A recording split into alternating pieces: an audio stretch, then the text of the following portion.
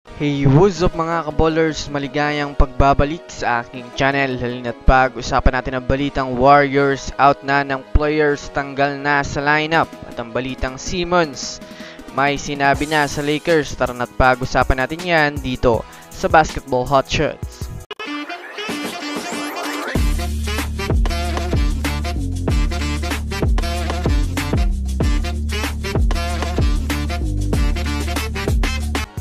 Una nga muna tayong dumako mga kaballers sa balita patungkol sa Los Angeles Lakers. Alam naman nga po natin sa ngayon mga kaballers na isa ang Lakers sa mga teams na desperado din makakuha ng panibagong player para sa susunod na season. Sa katunayan nga po mga kaballers ay marami na ring player ngayon ang Lakers na pinaplanong tanggalin sa lineup upang makakuha ng mas bago.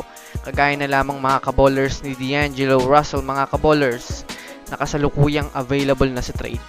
Para nga po sa kaalaman ng lahat mga kaballers, si Anfernee Simons nga po sa ngayon mga kaballers ang pinakamatunog na player na maaaring pumalit kay D'Angelo Russell. Nagbigay na rin naman nga po mga kaballers si Rob Pelinka ng interes kay Anfernee Simons dahil sa planong pag-trade ng Blazers sa kanya. Ayon rin naman nga po sa naging pahayag ni Anfernee Simons sa planong pag-trade nga daw sa kanya mga kaballers ng Portland Trail Blazers ay mas inaasahan niya nga po mga kaballers na maiti-trade nga daw siya mga kaballers sa isang championship contender. Kung susumadayan nga natin mga kaballers, isa nga po ang Lakers ngayon sa mga contender sa liga.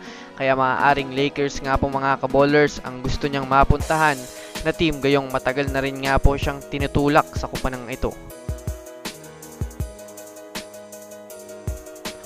Samantala, dumako naman tayo mga kaballers sa balita patungkol sa Golden State Warriors.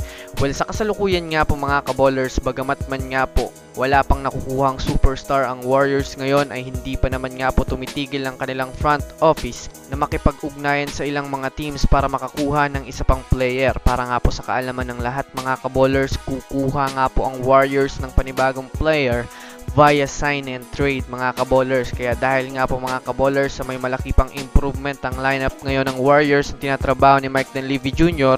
ay malamang sa malamang magtatanggal nga po mga kaballers ang Warriors ng mahalagang player sa kanilang lineup. Yes mga kaballers, kapag nga po nagkaroon ng Warriors ng malakihang move ay talagang ilan sa kanilang mga dating player ay mawawala. Lalong-lalo na nga po mga kaballers itong si Andrew Wiggins at Moses Moody na kasalukuyang ginagamit ng front office ng Warriors ngayon sa paggawa ng trade package na maaari nilang i-offer sa mga teams. So that's it for today's video mga kaballers. Yan lang ang ating pag-uusapan sa ngayon. Pinutin na ang subscribe and hit nyo na rin ang notification bell para sa mga susunod na updates sa mundo ng basketball. Again, this is Basketball Hotshots. Thanks for watching.